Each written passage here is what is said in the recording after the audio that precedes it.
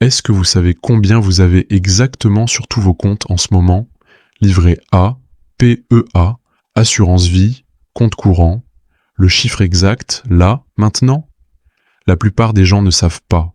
Et c'est exactement le problème que Finari prétend résoudre. Finari, c'est l'application de gestion de patrimoine dont tout le monde parle en France depuis 2 ans.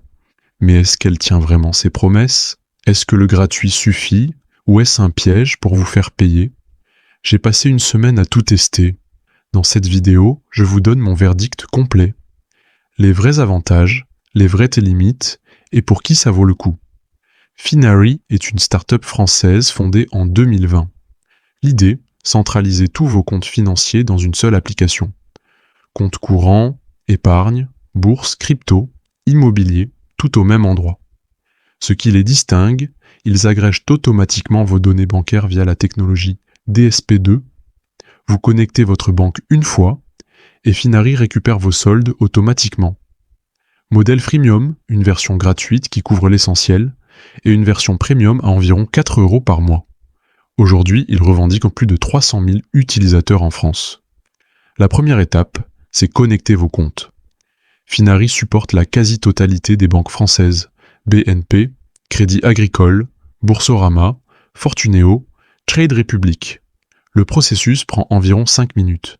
C'est légal, sécurisé, en lecture seule. Une fois connecté, vous tombez sur le tableau de bord. En un coup d'œil, votre patrimoine total, sa répartition, son évolution dans le temps.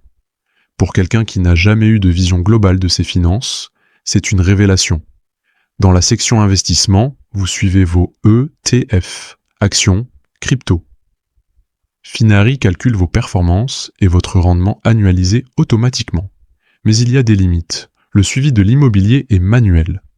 Vous entrez la valeur de votre bien à la main, ça ne se met pas à jour seul.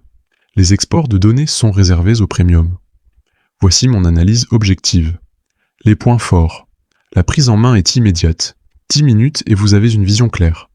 L'interface est soignée, les graphiques lisibles, l'expérience mobile excellente. Et la version gratuite est généreuse. Pour 90% des utilisateurs, elle suffit largement. Les vraies limites. La synchro bancaire peut être instable si votre banque met à jour ses systèmes. Vous donnez accès en lecture à toutes vos données financières à une start-up. C'est un choix conscient à faire. Et 48 € par an pour le premium, alors qu'Excel est gratuit, c'est une question légitime. Alors, Finari vaut-il le coup en 2026? Ma réponse, oui, pour la version gratuite, surtout si vous débutez.